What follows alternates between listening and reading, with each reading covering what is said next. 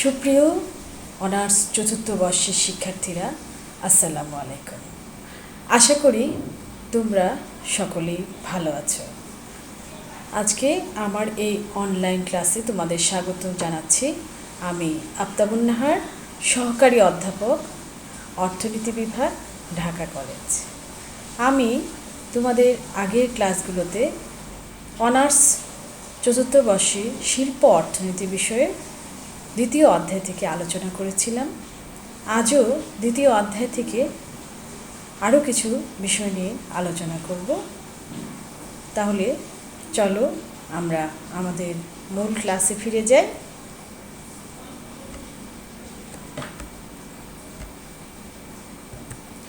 আমরা একটা ছবি দেখতে পাচ্ছি স্ক্রিনে, যেখানে লেখা আছে প্রফিট ম্যাক্সিমাইজেশন। ছবি দেখি আমরা বুঝতে পারছি আজকে পাঠের বিষয়বস্তু কী হতে যাচ্ছে। তাহলে জেনে নিই, চলো আজকে আমাদের পাঠে কি কি বিষয় রয়েছে। আজকে আমাদের পাঠে যেসব বিষয় রয়েছে তার মধ্যে রয়েছে ফার্মের মুনাফার তত্ত্বসমূহ, ফার্মের মুনাফা সর্বোচ্চকরণ সম্পর্কে ধারণা, মোট আয় ও মোট ব্যয়ের সাহায্যে মুনাফা সর্বোচ্চকরণ, প্রান্তিক আয় ও প্রান্তিক ব্যয়ের সাহায্যে মুনাফা সর্বোচ্চকরণ, এবং সব শেষে রয়েছে পূর্ণ প্রতিযোগিতামূলক বাজারে ফার্মের মুনাফা সর্বোচ্চকরণ। প্রথমেই আমরা আলোচনায় চলে যাই ফার্মের মুনাফার তত্ত্ব সমূহে। আলোচনা করব ফার্মের মুনাফার খাজনা তত্ত্ব। তাহলে আমরা দেখি মুনাফার খাজনা তত্ত্ব কে দিয়েছেন। মার্কিন অর্থনীতিবিদ ওয়াকার এই তত্ত্বের প্রবক্তা। অর্থাৎ তার মতে উৎপত্তির দিক থেকে মুনাফা হচ্ছে খাজনার অনুরূপ। আমরা রিকার্ডোর খাজনা তত্ত্ব থেকে আমরা জেনেছি যে জমিকে তার উৎপাদিকা শক্তির ভিত্তিতে কয়েকটি শ্রেণীতে ভাগ করা হয়, তেমনি সংগঠক বা নৈপুণ্যর দিক থেকেও কিন্তু উদ্যোক্তাকেও কয়েকটা ভাগে ভাগ করা হয়। প্রান্তিক জমির যেমন কোনো যেহেতু তার উদ্বৃত্ত আয় থাকে না তাই খাজনা নেই, তেমনি প্রান্তিক উদ্যোক্তারও কোনো উদ্বৃত্ত আয় থাকে না বলে তার খাজনা থাকে না। তাহলে মুনাফা হচ্ছে উদ্যোগ গ্রহণের পুরস্কার নয়, বরং উদ্যোক্তার যোগ্যতার উদ্বৃত্ত আয়। আর এই উদ্যোক্তার যে প্রান্তিক দক্ষতা রয়েছে, এই প্রান্তিক দক্ষতার কারণে মুনাফার সৃষ্টি হয়। খাজনার মতো মুনাফাও দাম নির্ধারণ করে না, এটা দাম দ্বারা নির্ধারিত হয়। খাজনা তত্ত্ব অনুসারে মুনাফা প্রকৃতি খাজনার প্রকৃতির মতো এবং এটি দামে অন্তর্ভুক্ত হয় না। এবার আসি আমরা মুনাফার ঝুঁকি বা মুনাফার ঝুঁকি বহন তত্ত্ব। অর্থাৎ অধ্যাপক হাউলি মুনাফার ঝুঁকি বহন তত্ত্বের উদ্ভাবক। তার মতে উদ্যোক্তার কারবারের ঝুঁকি বহন করা হচ্ছে তার একটি কাজ এবং মুনাফা হলো এই ঝুঁকি বহনের পুরস্কার। উৎপাদন সিদ্ধান্ত গ্রহণ থেকে শুরু করে দ্রব্যের বাজারজাতকরণ পর্যন্ত প্রতিটি ক্ষেত্রেই কিন্তু উদ্যোক্তাকে বিভিন্ন ঝুঁকি এবং অনিশ্চয়তার সম্মুখীন হতে হয়। আর যেই উদ্যোক্তা এই ঝুঁকিটা কমাতে পারে তার কিন্তু মুনাফা বাড়ে। অন্যদিকে যে উদ্যোক্তা এই ঝুঁকির পরিমাণ কমাতে পারে না তার মুনাফাও কমে যায়। কাজেই ঝুঁকি বহন হচ্ছে উদ্যোক্তার একটি কাজ, আর এই ঝুঁকি বহনের পুরস্কারই হচ্ছে এই মুনাফা।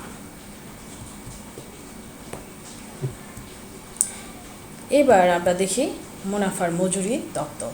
অর্থনীতিবিদ টাওজিগ এবং ডেভেনপোর্টের মতে মুনাফা হচ্ছে মজুরির অনুরূপ। এই তত্ত্ব অনুসারে সংগঠক এবং শ্রমিকের মধ্যে কোনো পার্থক্য নেই। শ্রমিক দক্ষতা অর্জনের মাধ্যমেই উদ্যোক্তার পরিণত হয়, আর মুনাফা কোনো পৃথক আয় না। মজুরি মুনাফার অন্যতম রূপ। দক্ষতার তারতম্য অনুযায়ী কিন্তু সংগঠকের মুনাফার মধ্যে পার্থক্য দেখা যায়। অর্থাৎ যার দক্ষতা বেশি তার মজুরি বেশি, এটাই তার মুনাফা, আর যার দক্ষতা কম তার মজুরি কম। অর্থাৎ সংগঠকের দক্ষতার বিভিন্নতার কারণেও কিন্তু মুনাফার মধ্যে পার্থক্য দেখা যায়। এই তত্ত্ব অনুসারে মুনাফা কিন্তু মজুরির বিকল্প আয় মাত্র। এবার আসি আমরা মুনাফার উদ্ভাবন তত্ত্ব। জোসেফ শুম্পিটারের মতে উদ্যোক্তার কাজ হচ্ছে উৎপাদন পরিচালনা নয়, বরং নতুন উদ্ভাবনের উদ্যোগ গ্রহণ করা। আর মুনাফা হচ্ছে এই উদ্ভাবনকারী উদ্বৃত্ত আয়। আমরা জানি বর্তমান যুগে আধুনিক যুগ, এই আধুনিক যুগের সাথে চলছে উদ্ভাবনের কাজ এবং নতুন নতুন কলা কৌশল, নতুন নতুন প্রযুক্তি উদ্ভাবনের কাজ চলছে। আর যেসব উদ্যোক্তা এই উদ্ভাবন কাজে বেশি জড়িত বা তারা উদ্ভাবন করতে পারছে নতুন উৎপাদন বা কৌশল পদ্ধতি, তাদের উৎপাদন খরচ কিন্তু কমে যাচ্ছে। আর এই কারণে এই সকল উদ্যোক্তাই কিন্তু মুনাফা অর্জনে সক্ষম হচ্ছে। এবার আসি আমরা মুনাফার অনিশ্চয়তা বহন তত্ত্ব। এই মুনাফার অনিশ্চয়তা বহন তত্ত্বটি কিন্তু ঝুঁকি বহন তত্ত্বের পরিবর্তিত রূপ, অর্থাৎ ঝুঁকি বহনের সাথে এর একটা মিল রয়েছে। অধ্যাপক নাইটের মতে আমরা কারবারের দুই ধরনের ঝুঁকি দেখতে পাই। একটা হচ্ছে নিশ্চিত ঝুঁকি, যেমন অগ্নি, ঝড়, ভূমিকম্প, চুরি, ডাকাতি ইত্যাদির দ্বারা যে ক্ষতি হতে পারে তা নিশ্চিত ঝুঁকি, এবং তা পূর্ব থেকেই কিন্তু বিমার দ্বারা এই ঝুঁকি পরিহার করা যায়। আর নিশ্চিত ঝুঁকির বিমা খরচ উৎপাদন খরচের মধ্যেই ধরা হয় বলে এই ঝুঁকির জন্য উদ্যোক্তাকে কোনো ঝুঁকি নিতে হয় না, এই জন্য সে কোনো পুরস্কারও পায় না। 2 নম্বর ঝুঁকি আমরা দেখি অনিশ্চিত ঝুঁকি। ব্যবসার যে ঝুঁকিগুলো পূর্বে অনুমান করা যায় না এবং উদ্যোক্তাকেই তা বহন করতে হয়, যেমন আমরা বলতে পারি যে প্রতিযোগিতার ঝুঁকি, নতুন আবিষ্কারজনিত ঝুঁকি, সরকারের আর্থিক নীতি পরিবর্তনজনিত ঝুঁকি, এগুলো কিন্তু বিমা দ্বারা দূর করা যায় না। আর এই ধরনের ঝুঁকিগুলো কিন্তু উদ্যোক্তাকেই বহন করতে হয়। এই ধরনের অনিশ্চিত ঝুঁকি বহনের জন্য উদ্যোক্তাকে যে পুরস্কার দেওয়া হয় নাইটের মতে এটাই হচ্ছে উদ্যোক্তার মুনাফা। কাজেই অনিশ্চিত ঝুঁকি এবং এই অনিশ্চিত ঝুঁকি বহনের জন্য উদ্যোক্তাকে যে পুরস্কার দিতে হয় সেইটাই হচ্ছে মুনাফা। এরপর আমরা দেখি মুনাফার প্রান্তিক উৎপাদন ক্ষমতা তত্ত্ব। এই তত্ত্বে হচ্ছে মুনাফা উদ্যোক্তার প্রান্তিক উৎপাদন ক্ষমতার উপর নির্ভর করে। অন্যান্য উপকরণ অপরিবর্তিত রেখে একজন অতিরিক্ত উদ্যোক্তা নিয়োগ করলে যে উৎপাদনে যে অতিরিক্ত পরিমাণ বৃদ্ধি পাবে সেটাই হচ্ছে তার প্রান্তিক উৎপাদন। মার্শালের মতে উদ্যোক্তার সাহায্য ছাড়া যে পরিমাণ উৎপাদন হয় এবং উদ্যোক্তার সাহায্য নিয়ে উহা অপেক্ষা যে অতিরিক্ত উৎপাদন হবে, এই অতিরিক্ত উৎপাদনই কিন্তু উদ্যোক্তার প্রান্তিক উৎপাদন এবং এটাই কিন্তু তার মুনাফা। এরপর আমরা দেখি মুনাফার গতিশীলতা তত্ত্ব। মার্কিন অর্থনীতিবিদ জে.বি. ক্লার্ক মুনাফার গতিশীলতার তত্ত্বের উদ্ভাবক। তার মতে কেবল গতিশীল সমাজেই কিন্তু মুনাফার উদ্ভব হয়। গতিশীল সমাজেই দেখা যায় উৎপাদন, ব্যয় এবং দামের মধ্যে পার্থক্য। আর এই সমাজেই নতুন নতুন পদ্ধতি, উদ্ভাবন, যন্ত্রপাতি, কলাকৌশল এগুলো আবিষ্কার হয় এবং এই আবিষ্কারের ফলে কি হয়, উৎপাদন ব্যয় কিন্তু কমে যায়। আর এই ব্যয় কমে যাওয়ার ফলে দ্রব্যের চাহিদা বৃদ্ধি পায়, এই ফলে তার দামও কিন্তু বাড়ে। এই দাম এবং উৎপাদন ব্যয়ের মধ্যে যে পার্থক্য সেটাই হচ্ছে মুনাফা। আর এটাই হচ্ছে মুনাফার, এই গতিশীল সমাজে মুনাফার উদ্ভব দেখা দেয়। তাহলে আমরা জানতে পারলাম মুনাফার বিভিন্ন তত্ত্ব সম্পর্কে। এরপর আমরা দেখব উৎপাদনকারী ফার্মের মুনাফা সর্বোচ্চকরণ ধারণাটা কি। আমরা জানি যে উৎপাদনকারীর মূল উদ্দেশ্য থাকে কি, মুনাফা সর্বোচ্চকরণ। আর এই মুনাফা সর্বোচ্চকরণকে আমরা দুটো দিক থেকে বিবেচনা করতে পারি। যে উৎপাদন স্তরে টিআর এবং টিসির মধ্যে ব্যবধান সর্বাধিক হয় সেখানেই কিন্তু ফার্মের মুনাফা সর্বোচ্চকরণ হয়। এটাকে বলা হয় টিআর এবং টিসির মাধ্যমে ফার্মের মুনাফা সর্বোচ্চকরণ পদ্ধতি। আমরা জানি পণ্যের মোট আয় থেকে পণ্যের বিক্রয় মূল্য থেকে যে উৎপাদন খরচ বাদ দেওয়া হয় সেটাই হচ্ছে ফার্মের মুনাফা। আর যে পরিমাণ উৎপাদন করলে এমআর ও এমসি সমান হয় সেখানেই কিন্তু ফার্মের মুনাফা সর্বোচ্চকরণ হয়। অর্থাৎ টি আর টিসির ব্যবধানের মাধ্যমে মুনাফা সর্বোচ্চকরণ হতে পারে, আর যে পরিমাণ উৎপাদন করলে এমআরএমসি সমান হয় সেখানেও ফার্মের মুনাফা সর্বোচ্চকরণ হয়। আমরা এখন মোট আয় এবং মোট ব্যয়ের সাহায্যে কীভাবে মুনাফা সর্বোচ্চকরণ করা হয় সেটা আমরা দেখি। আমরা জানি যে মোট আয় থেকে বিক্রয় মূল্য থেকে যদি উৎপাদন খরচ বাদ দিই, তারপর যে অবশিষ্ট থাকে সেটাই হচ্ছে আমার মুনাফা। এটাকে আমরা একটা সূত্রের মাধ্যমে লিখতে পারি, অর্থাৎ pi equal to TR minus TC, যেখানে টিআর হচ্ছে মোট আয়, টিসি হচ্ছে মোট ব্যয়, পাই হচ্ছে মুনাফা। এই মোট আয় রেখা ও মোট ব্যয় রেখা ব্যবহার করে আমরা চিত্রের সাহায্যেও এই ভারসাম্য অবস্থাকে ব্যাখ্যা করতে পারি। অর্থাৎ যেখানে মুনাফা সর্বোচ্চ হয় সেখানেই কিন্তু ফার্মের ভারসাম্য ঘটে। অর্থাৎ এই স্থান থেকেই উৎপাদনকারী তার উৎপাদনকে কমানো এবং বাড়ানো কোনোটাই তার ইচ্ছা থাকে না। অর্থাৎ এই যে স্থানে মুনাফা সবচেয়ে বেশি হয় সেখানেই কিন্তু ফার্মে ভারসাম্য হয়। তো আমরা একটা চিত্র দেখতে পাচ্ছি। এই চিত্রে আমরা কি দেখছি, ও এক্স অক্ষে বা ভূমি অক্ষে আমরা দেখছি উৎপাদনের পরিমাণ, এবং ও ওয়াই অক্ষে এবং লম্ব অক্ষে আমরা দেখছি টিআর এবং টিসি, অর্থাৎ মোট আয় মোট ব্যয়। আমরা দেখতে পাচ্ছি এ এবং বি এই দুটো পয়েন্টে আমরা দেখতে পাচ্ছি টিআর এবং টিসির মধ্যে, অর্থাৎ আমরা এখানে টিআর এবং টিসি দুটো রেখা দেখতে পাচ্ছি, মোট আয় রেখা এবং মোট ব্যয় রেখা। এই এ এবং বি এর মধ্যে আমরা দেখতে পাচ্ছি ব্যবধানটা সবচেয়ে বেশি, টিআর আর টিসির ব্যবধান সবচেয়ে বেশি, এবং এই ও কিউ জিরো স্তরেই কিন্তু ফার্ম মুনাফা করবে সবচেয়ে বেশি। অর্থাৎ এই পয়েন্টের চেয়ে বেশি উৎপাদন যদি করে, অর্থাৎ ও কিউ জিরোর চেয়ে যদি সে বেশি উৎপাদন করে, তাহলে তার কী হবে, টিআর কমে যাবে এবং টোটাল খরচ বা মোট ব্যয় কিন্তু এরপর থেকে বাড়তে থাকবে। কাজেই তখন ফার্মের মুনাফা কমে যাবে। কাজেই ফার্ম এই বিন্দুতে সবচেয়ে বেশি লাভবান এবং এখানেই তার মুনাফা সর্বোচ্চকরণ ঘটে। এবার আমরা দেখি প্রান্তিক আয় এবং প্রান্তিক ব্যয়ের সাহায্যে কিভাবে মুনাফা সর্বোচ্চকরণ হয়। টিআর এবং টিসির ব্যবধানের মুনাফা সর্বোচ্চ ব্যবধান নির্ণয়ের পাশাপাশি আমরা এমআরএমসি এই দুই সমতার মাধ্যমে কিন্তু আমরা ফার্মে মুনাফা অর্জন করতে দেখি বা মুনাফা সর্বোচ্চকরণ হতে দেখি। এই সমতা স্থলেও কিন্তু ফার্ম ভারসাম্য লাভ করে। তাহলে এই সমতা স্থলে ফার্মের ভারসাম্য লাভের জন্য দুটো শর্ত পূরণ করতে হয়। একটি হচ্ছে প্রান্তিক ব্যয় ইকুয়াল টু প্রান্তিক আয় বা এমসি ইকুয়াল টু এমআর।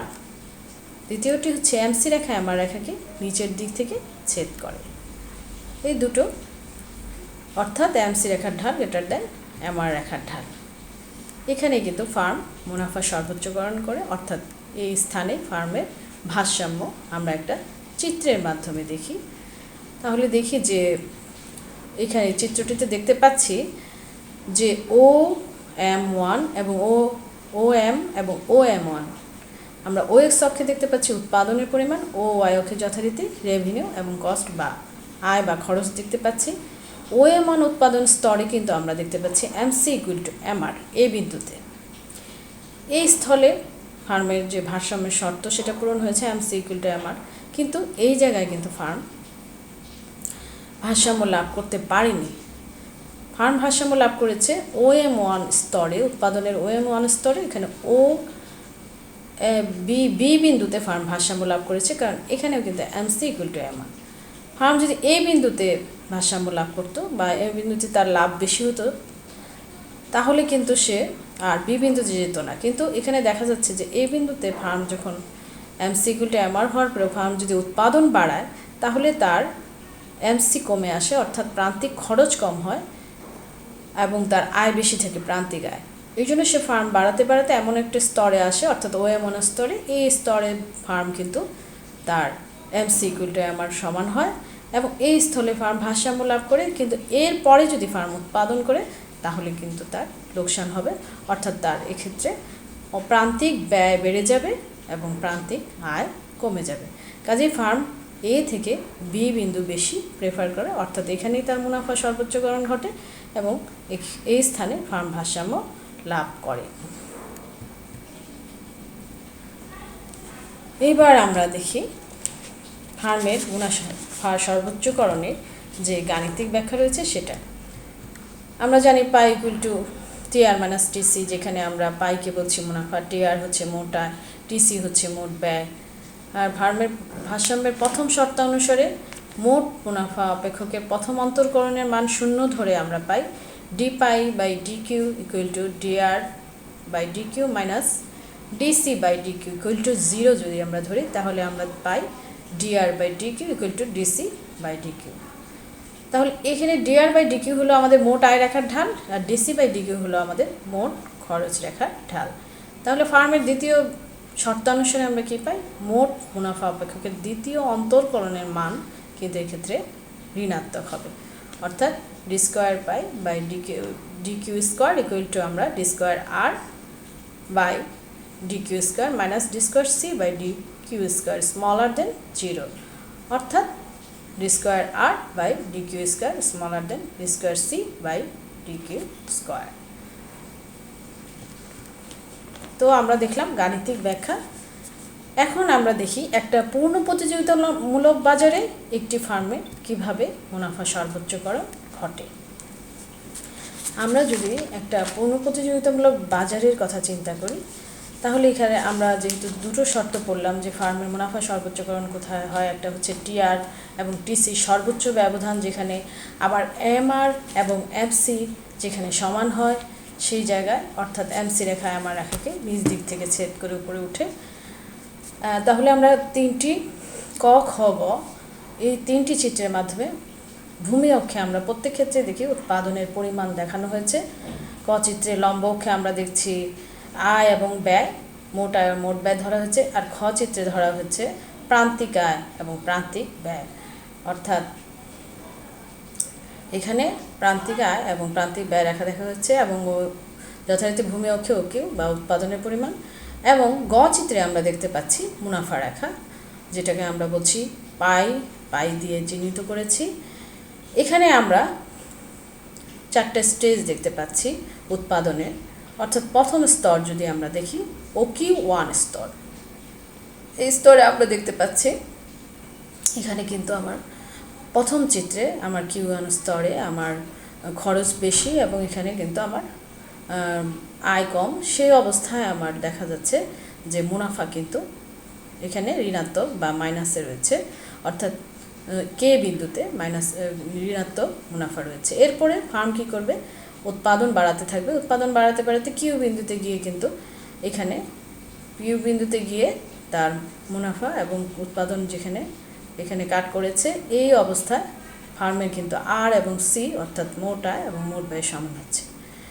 এই অবস্থায় ফার্ম কিন্তু তার উৎপাদন বাড়াতে থাকবে, অর্থাৎ তার মুনাফা বাড়তে থাকবে। এরপরে যদি সে উৎপাদন করে, ফার্ম যখন ও কিউ 3 স্তরে আসবে, অর্থাৎ এই যে বিন্দুতে আমরা দেখতে পাচ্ছি এখানে কিন্তু মুনাফা সর্বোচ্চ, আর এখানে আমরা প্রথম চিত্রের যেটা ক বিন্দুতে আমরা দেখতে পাচ্ছি যে এখানে আর এবং সি এর মধ্যে যে ব্যবধান টিআর এবং টিসির বা সি এবং আর এর মধ্যে ব্যবধান সবচেয়ে বেশি, এবং এই জায়গাতে খ বিন্দুতে আমরা দেখতে পাচ্ছি MC equal to MR equal to সমান হচ্ছে, অর্থাৎ এখানে মুনাফার এমসি ইকুয়াল টু এমআর এর যে শর্ত সেটা পূরণ হচ্ছে, এমসি রেখা নিচের দিক থেকে ছেদ করে উপর দিকে যাচ্ছে, এবং সবশেষে দেখতে পাচ্ছি আমরা ও কিউ 4 বা লাস্ট স্টেজ যেটা আমরা দেখছি উৎপাদনের, এই অবস্থায় কিন্তু ফার্মের খরচ বেড়ে যাচ্ছে এবং আয় কমে যাচ্ছে।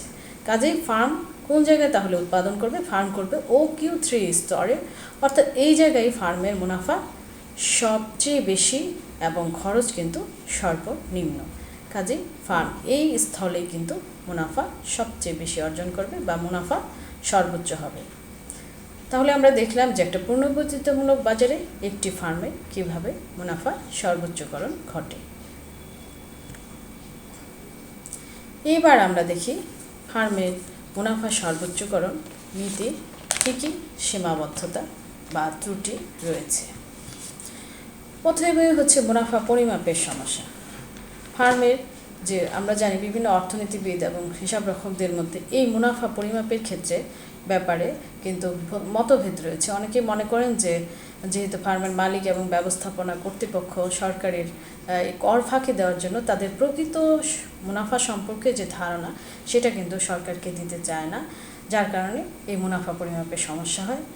আবার অনেকের মতে যে ফার্মের প্রধান উদ্দেশ্য যে মুনাফা সর্বোচ্চকরণ নয়, মুনাফা অর্জনের প্রবণতাই হচ্ছে তাদের জন্য গুরুত্বপূর্ণ। এটাও একটা মুনাফা সর্বোচ্চকরণ নীতির একটা সীমাবদ্ধতা। আবার ফার্মের প্রধান উদ্দেশ্য কি, সেটা কিন্তু অনেকাংশে দেশের অর্থনৈতিক কাঠামোর উপর নির্ভর করে, অর্থাৎ দেশটা কি পুঁজিবাদী না মিশ্র অর্থনীতির দেশ। যদি ফার্মটি সমাজতান্ত্রিক বা নিয়ন্ত্রিত অর্থনীতির হয় তাহলে কিন্তু সেই ফার্মের মূল উদ্দেশ্য হবে সমাজের কল্যাণ সর্বোচ্চ করা, এটা মুনাফা সর্বোচ্চকরণ নয়। কিন্তু যদি দেশটি পুঁজিবাদী বা মিশ্র অর্থনীতির হয় তাহলে তার কিন্তু মূল উদ্দেশ্য হবে মুনাফা সর্বোচ্চকরণ। আর ফার্মের মুনাফা অর্জনের যে সময়সীমা, অর্থাৎ কাজ করতে ফার্মের যে একটা নির্দিষ্ট সীমার মধ্যে তার কাজটা করতে হয়, এই সময়সীমার মধ্যে কিন্তু তার ফার্মের মুনাফা সবসময় অর্জন করা সম্ভব নাও হতে পারে। আবার হতে যে পারবে এমনও কেন নিশ্চয়তা দিতে পারবে না যে এই সময়ের মধ্যে ফার্ম মুনাফা লাভ করবে। কাজেই ফার্ম যে সিদ্ধান্ত নিচ্ছে তার সিদ্ধান্ত বর্তমান সময়ের সিদ্ধান্ত অনেক সময় পূর্বের সিদ্ধান্ত দ্বারা প্রভাবিত হতে পারে, আবার চলতি সময়ের সিদ্ধান্ত দ্বারা কিন্তু ভবিষ্যৎ সিদ্ধান্ত প্রভাবিত হতে পারে। আবার সময় ফার্মের মালিক কোনো নির্দিষ্ট সময়ের জন্য মুনাফাকে একমাত্র উদ্দেশ্য মনে করে না, তবে মুনাফা সর্বোচ্চকরণ নয় বরঞ্চ দীর্ঘদিন ধরে তার মুনাফাটা যেন স্বাভাবিক অবস্থায় বজায় রাখে এটাকে সে অগ্রাধিকার দেয়। ফার্মের মুনাফা সর্বোচ্চকরণের বেলায় ধারণাগত ভুল হতে পারে, যেমন ফার্মের মুনাফা সর্বোচ্চকরণ অনেক সময় অনেক ফার্ম কিন্তু সেটা চিন্তা করে না, সেটা চিন্তা করে তার আরও যে অন্যান্য উদ্দেশ্যগুলো রয়েছে সেগুলোর কথা কিন্তু চিন্তা করে ফার্ম। সবসময় যে মুনাফা সর্বোচ্চকরণ করেই তার নীতিটা নির্ধারণ করে সেটাও কিন্তু ঠিক নয়। ফার্মের আচরণ যদি এক মালিকানা হয় বা একক মালিকানা হয় বা ছোট ধরনের প্রতিষ্ঠান হয়, সে ধরনের প্রতিষ্ঠান তার উৎপাদন পণ্য বিক্রি করে সে বুঝতে পারে তার আয় এবং ব্যয় সম্পর্কে, এবং সে সম্পর্কে জানে বলে সে তার বিক্রয় সর্বোচ্চকরণ বা মুনাফা সর্বোচ্চকরণ কোথায় হবে সে পয়েন্টটা সে বুঝতে পারে। কিন্তু অনেকগুলো ফার্ম যখন একসাথে কাজ করে তখন কিন্তু ফার্মের মুনাফা সর্বোচ্চকরণ কোথায় হবে সেটা জানা যায়। কাজেই আমরা দেখি ফার্মের যে মুনাফা সর্বোচ্চকরণ নীতি তার কিছু সীমাবদ্ধতা কিন্তু রয়েই গেছে। তাহলে সুপ্রিয় শিক্ষার্থীরা, আজ আমরা ফার্মের যে বিভিন্ন বিষয়গুলো রয়েছে সেগুলো নিয়ে আলোচনা করলাম, অর্থাৎ ফার্মের মুনাফার তত্ত্বসমূহ এবং কোথায় ফার্ম মুনাফা সর্বোচ্চকরণ করতে পারে সেই বিষয়গুলো নিয়ে আজকে আলোচনা করলাম। তো তোমরা যদি এই বিষয়গুলো আরেকটু ভালোভাবে বাসায় একটু পড়ো তাহলে কিন্তু তোমরা আরও ভালোভাবে বুঝতে পারবে। নেক্সট ক্লাসে আমি তোমাদের শিল্প অর্থনীতির দ্বিতীয় অধ্যায়ের উপর আরও কিছু বিষয় নিয়ে তোমাদের সাথে আলোচনা করব। সেই পর্যন্ত তোমাদের কাছ থেকে বিদায় নিচ্ছি। আজকের মতো আল্লাহ হাফেজ।